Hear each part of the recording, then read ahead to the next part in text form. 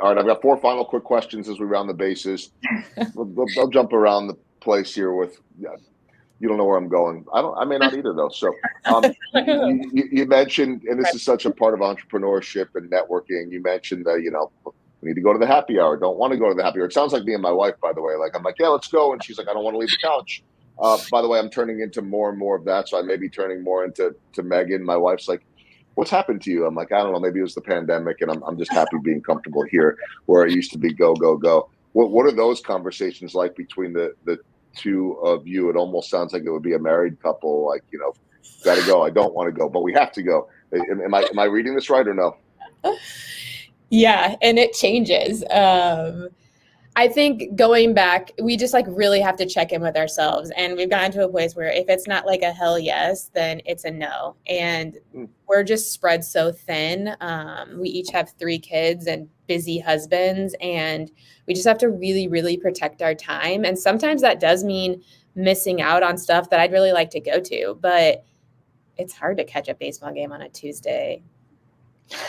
Whenever it doesn't start till 7, I'm like, I got to go to bed at 8:30. Yeah, we both love a really good early morning workout. We're both early birds. That's kind of happened over these last 2 years. We've evolved into that. But I think we've realized it's the only time we get it done and how much we love it. So that's something, too, we take into consideration when there's like a Tuesday night dinner. It really depends on weighing if we want to go. And like she said, if it's not like, hell yes, we're going, we just got to put those boundaries in place. I know this much with 3 kids each, so 6 kids, job, family, life. There's no way you're up in time to watch my post game show because I'm used to that. I get home and it's like, okay, she either fell asleep at the post game show on because it's still on the network, or she never even made an attempt to edit. So I can tell when I get home and she's sleeping, and that's great. It's okay. Second question, as we round the bases, you briefly mentioned it before. I mean, it's not like the two of you were best friends growing up together. This all started with your husbands, and you talked about the dynamic of risking that friendship to work together, and it's worked out obviously beautifully. What's the dynamic been like with the husbands? It's been awesome. Honestly, it's so fun. They brought us together, and now we keep them friends. They're both very busy. They work completely opposite schedules, but it's been so fun. They've been so supportive. They've celebrated our wins, big and small. They're our biggest cheerleaders. It's been really cool, and it has just, our kids are like cousins. My husband loves her kids like they're our own, and vice versa. So it's just been really cool to bring us all closer together.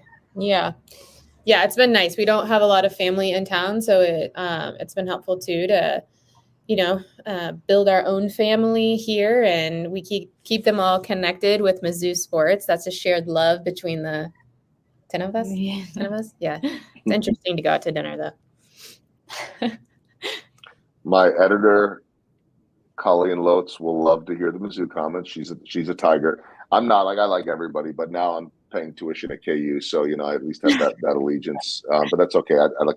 People get all bent out of shape about that stuff here. It doesn't matter to me. Okay. Third question as we round the bases. I want to focus, Megan, on you for a moment. What was the Cubs experience like to work at Wrigley Field? I don't know. Were you there when they won the World Series or no? I was working at W Partners at the time, so Ricketts organization, and was working on the outside of the park that they redid. Okay. So did they give you a ring or no? No ring. I had a ticket to the game, but I was like 8.5 months pregnant. My husband had to work, and I was like, I don't know if I can do it. So I watched it on the couch by myself in my high rise in Bucktown. But I still remember just like the roar of the city. Yeah, it was pretty very, very special time. Even like just being in Chicago was like that pride, and seeing that Chernobyl, it was just really, really cool to see them have this dream and everyone be like, okay, to it happening. Like when they called it was like nuts. So it was very cool for the city, even though I was raised a Cardinals fan. That's okay.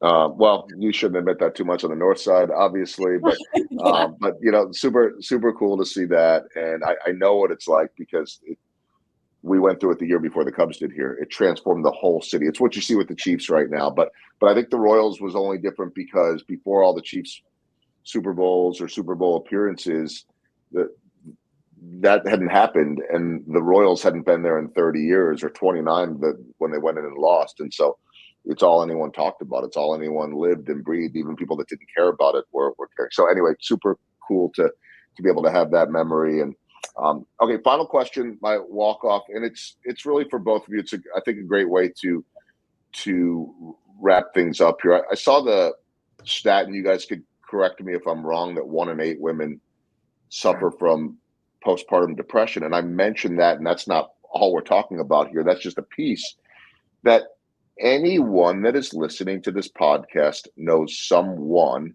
that either is affected, could be affected, or is affected and you don't know about it. And you mentioned being able to give the gift. You mentioned being able to get people involved in the Matrescence. So I'm wondering if you both could sort of explain that a little bit, because I think that there's a chance for listeners to help someone out, a loved one out. Even this isn't just as simple as, hey, go check out that website, that people really can make an impact here, and maybe share that a little bit.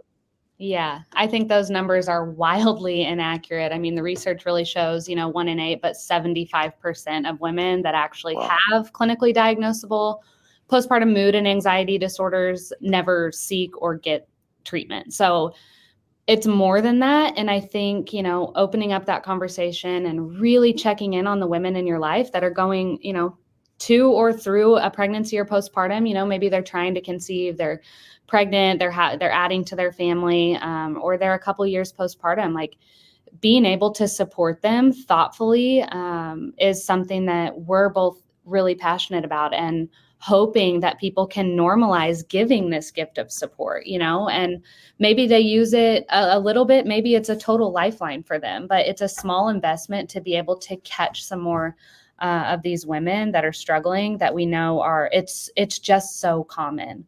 And it takes far too long for people to realize it and seek the support, if they ever do. That's just a common thing we hear, is just, wow, I didn't even realize I was in it, and if we had this platform of support and you had a baseline, at least maybe you knew where to turn when you were struggling and could heal and have the support you needed in the moment. So hoping that we can really normalize, buying gifts for mom for the baby shower, adding the gift for mom to the baby shower gift when you're going, giving this to her as that postpartum gift when you go to visit baby, and really normalizing supporting the mom through this season of life. Yeah, I think there's a lot of ways you can do that too, whether you want to buy a gift card or you just share one of our posts or a reel with them and tell them how you relate to it. I think being proactive about your mental health is so important. And a lot of times we only talk about our mental health when we're struggling. But just as we go to the gym or try to fill our plates with nutritious food before we get chronic disease, we need to be doing the same thing for our mental health and shifting that. It's not like, oh, here's this, you might need it. It's like, hey, even if you don't have a clinical diagnosis, parenthood is hard. Like, you are going to get hit with something. Like, you're going to have 5 ice days after you had an 18-day holiday break, and you have all these meetings and all these things on the calendar that you thought you were going to get done. And the sick days can't always fall on mom. And like, talking about those things, or what are your resilience tools that you're going to have in place so that, like, okay, I just need like 5 minutes to do this breathing exercise or meditation or talk to someone, or just to hear it and be validated that, okay, I'm not the only one that like really doesn't want to be touched at the end of the night because you're just so exhausted. So I think just normalizing all the stressors that we're going through, and it doesn't have to be a negative thing, that we're just supporting one another, is going to be huge. Yeah. Perfectly said. Not that the 5 days of ice happened at all. I know that didn't happen. I'm still, it gave me like PTSD from the pandemic. I was like, the walls are caving in. That's what I'm supposed to say. Too soon. I mean, it's and guess what? Because I've heard from others around town, you're not the only one. And that's not just a Kansas City thing. I think the whole country was a mess at that point. So as we were all enjoying 28 below wind chill Chiefs game from our sofas or couches, and there was the issue of school and getting back and all that kind of stuff. So that's one of the joys, I guess, at that point, of being an empty nester. But as you both know, as we've said, it never ends. And so what you are doing, the work you're doing, is so important for everyone, beyond just these women and these moms, but employers and for everyone, for families. And so you're both an inspiration. Thank you so much for doing this. Everybody check out the website, thematrescence.com. I can, I'll do it. Matrescence. That's not off the top of my head. I'm just reading it, but thematrescence.com. You can find them on Instagram, Facebook, Twitter, X, whatever you want to call it. And all of that. Lauren, Megan, really appreciate you spending time today. Thank you so much. Such a good conversation. Thanks for giving us your platform to share what we've created. Yeah, we appreciate it.